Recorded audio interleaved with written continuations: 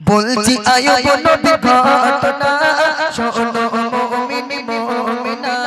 বলছি আয়ুব নবীর ঘটনা শোনো মুমিন মুমিনা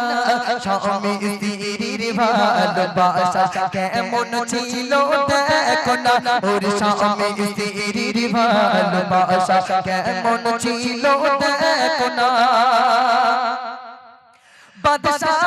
ছিল আয়ুব নবী তার ছিল চারটি বিবি বাদশাহ ছিল আয়ুব নবী তার ছিল চারটি বিবি সুখে দুঃখে তাদের নিয়ে জীবন কাটাই আয়ুব নবী করলো শুরু পরীক্ষা আয়ুব নবীকে রবানা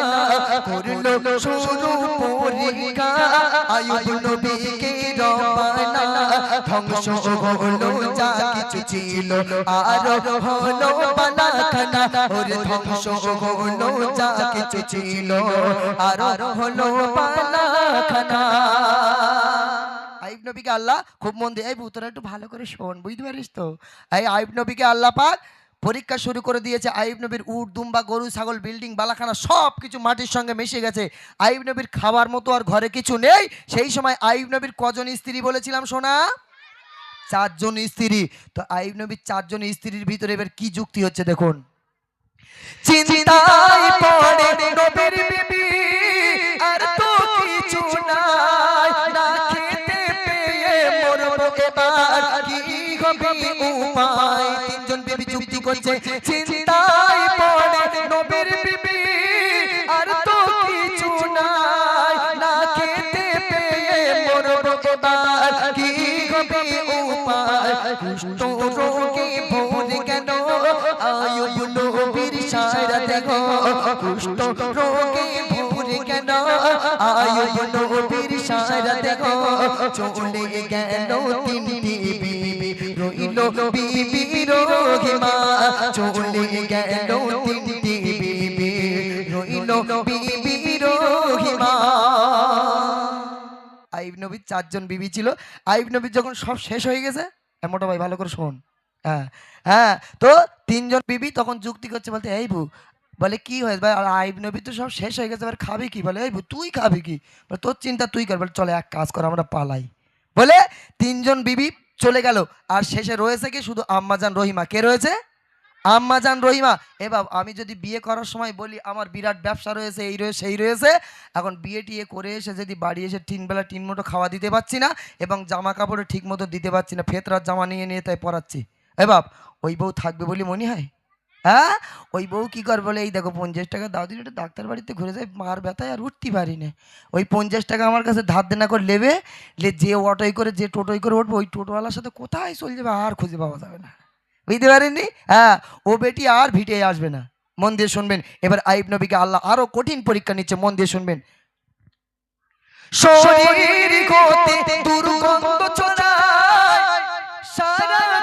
গ্রামময় আইব নবীর শরীর পচিয়ে দিয়েছে আল্লাহ দুর্গন্ধ ছড়াচ্ছে বলছে দেখুন শরীর হতে দুর্গন্ধ ছড়ায় সারা গ্রামময় গ্রামবাসীরা সবাই মিলে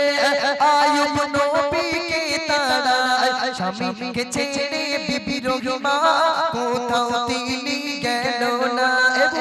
ভালো করে শোন স্বামীকে ছেড়ে বিবি রহিমা কোথাও তিনি গেল না স্বামীকে নিয়ে গুটি গুটি পায়ে জঙ্গলে দিল রওনা ওরে স্বামীকে নিয়ে গুটি গুটি পায়ে জঙ্গলে দিল রওনা কি ভালোবাসা কি মোহাব্বত আর আমাদের ঘরের ভালোবাসা মোহাব্বত সকাল থেকে রাত শোবার আগ পর্যন্ত স্বামীর মাথা 3 বার চিবিয়ে খাচ্ছে বাপ সকালবেলা একবার দুপুরবেলা একবার রাত্রে শোবার সময় গ্যাসের ট্যাবলেট হিসেবে খেয়ে তারপর সচ্ছে নইলে পেটে গ্যাস হচ্ছে বুঝতে পারেননি তবে এদিকের ভাবিরা খুব ভালো স্বামীর পায়ে যদি পায়খানা লেগে থাকে এরা মাথার চুল দিয়ে সব পরিষ্কার করে দেয় খুব ভালো যা বলছি আমাদের নিউ টাউনের কথা বলছি আপনাদের এলাকার মায়েরা খুব ভালো বলছে দেখুন এবং আইব নবীর যখন গ্রামবাসীরা শরীর পচে গেছে বলছে আইব তোমাকে আর গ্রামে থাকা যাবে না তুমি চলে যাও আইব নবীর স্ত্রী আম্মাজান রহিমা আইয়ুব নবীর হাতটা ধরে বলছে চলো তোমাকে নিয়ে জঙ্গলে চলে যাবো। এ বাপ, আমার যদি শরীর পচে যায় আর আমার গ্রামবাসী ভাইয়েরা, আমার এই ভাইয়েরা যদি আমাকে তাড়িয়ে দেয়, আমার বউ কি আমার বলবে চলো তোমার নিয়ে জঙ্গলে যাচ্ছি? বলবে বাপ? হ্যাঁ, আমার বউ কি বলবে? আমার দিক ফিরে টান টান হয়ে দানা বুকে জোড়া লাথি মেরতিস, ওখানে পড়ি মারণ বাবার বাড়ি টান রাখতেছি, বুঝতে পারিনি? হ্যাঁ, তবে এই এলাকার ভাবিরা খুব ভালো, স্বামী যতদিন না মরে ততদিন ঘরের বাইরে পালাবায় না, এরা খুব ভালো। বলছে দেখুন আরো কত কঠিন পরীক্ষা নিচ্ছে আইয়ুব নবীকে। বলছে দেখুন, পোকায় ভরে গেল দেখো ঠোঁটে ও গালে, পোকায় ভরে গেল দেখো ঠোঁটে ও গালে, ঠোঁটের পোকা ঠোঁট দিয়ে বিবি রহিমা ফেলে। জোরে হবে না সুবহানাল্লাহ? একটু জোরে হবে না সুবহানাল্লাহ? এবারে আইয়ুব নবীকে আল্লাহ জিবে আর ঠোঁটে পোকা দিয়েছে। আইয়ুব নবীর স্ত্রী যখন আম্মাজান রহিমা হাত দিয়ে ঠোঁটের পোকাগুলো তুলে ফেলবে, আইয়ুব নবী বলছে রহিমা আমার ঠোঁটে হাত দিও না, এ যন্ত্রণা এ কষ্ট আমি সহ্য করতে পারছি না, আর রহিমা তুমি আমার ঠোঁটে হাত দিও না। আহারে আম্মাজান রহিমা চিন্তা করলো ঠোঁটে তো হাত দেওয়া যায় না, কিভাবে কি করা যায়? নিজের ঠোঁট দিয়ে স্বামীর ঠোঁটের পোকাগুলো তুলে তুলে ফেলছে। একটু জোরে হোক না সুবহানাল্লাহ? একটু জোরে হবে না সুবহানাল্লাহ? এবার আমার যদি ঠোঁটে ক্যান্সার হয় কিংবা পোকা হয়, আর আমি একটা গ্লাসে যদি মুখ লাগিয়ে পানি খাই, আর আমার বউডারা যদি ডেকে বলি এই ছকি নাই শোন, আমি তো দুদিন পরে মরে যাবো, আমি ঠোঁটে পোকা হয়ে গেছে, তা আমি যে জায়গায় ঠোঁট লাগিয়ে পানি খেয়েছি তুই একটু খা দিন। ও বাপ খাবে বলে মনে হয়? ওই গেলাস তুলে থম নাই মেরে আমার দাঁত সব ফেলে দেবে, বুঝতে পারিনি? বলে তুই মরতিস মর, আমার লে মরিস কেন? হ্যাঁ, আমার এখন আজ তো কাল পড়ি, তুই মরে গেলে আমি একটা বে করতে পারি,